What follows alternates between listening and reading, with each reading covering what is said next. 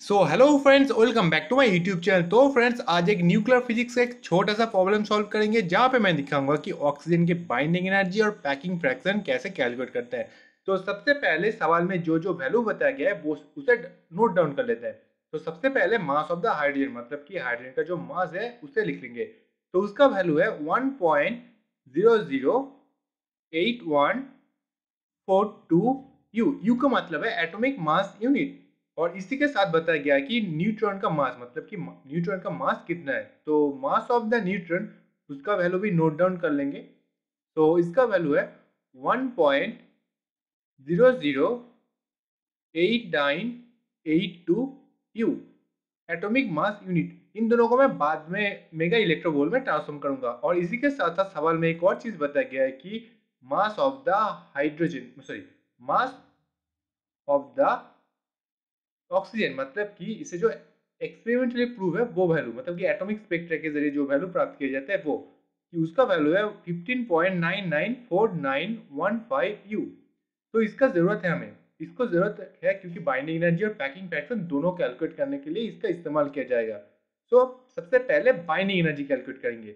तो binding energy का function हम सभी को पता है, तो उससे मैं ई के जरिए रिप्रेजेंट करता हूँ। तो binding energy E equal to, हम सभी जानते हैं, जेड मतलब कि number of protons into M H, मतलब एम जेड मतलब कि mass of the hydrogen, N मतलब कि mass number of neutron, M N मतलब mass of the neutron, minus M of A comma Z मतलब कि एक्सपेरिमेंटल के जरिए प्राप्त किया हुआ ऑक्सीजन का मास नंबर क्या है वो।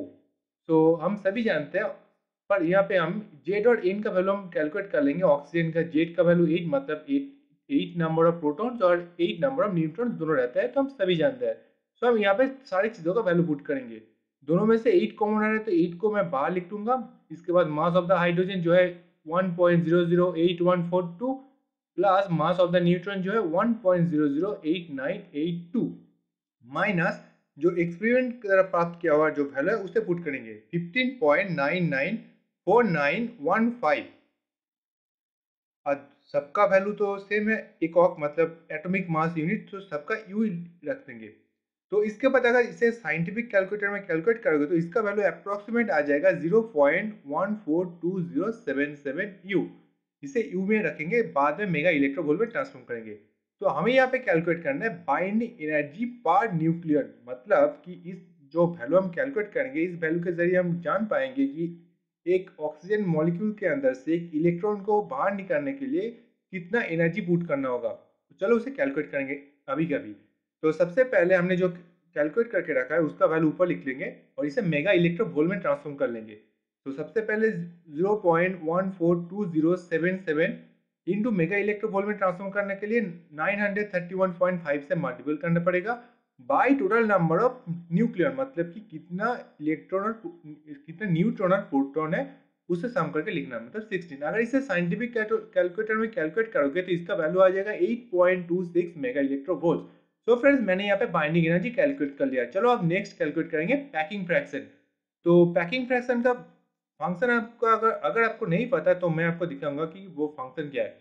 तो packing fraction equal to mass of A comma Z, मतलब कि एक्सपेरिमेंटल की तरह प्राप्त किया होगा जो value mass of the oxygen, उसके बाद माइनस ए, मतलब कि हम सभी जानते हैं total number of mass value क्या है उसे सब्ट्रैक्ट करेंगे और टोटल बाय डिवाइड करेंगे ए से, मतलब कि मास नंबर से, और एक एक करके सारा वैल्यू पुट करता है।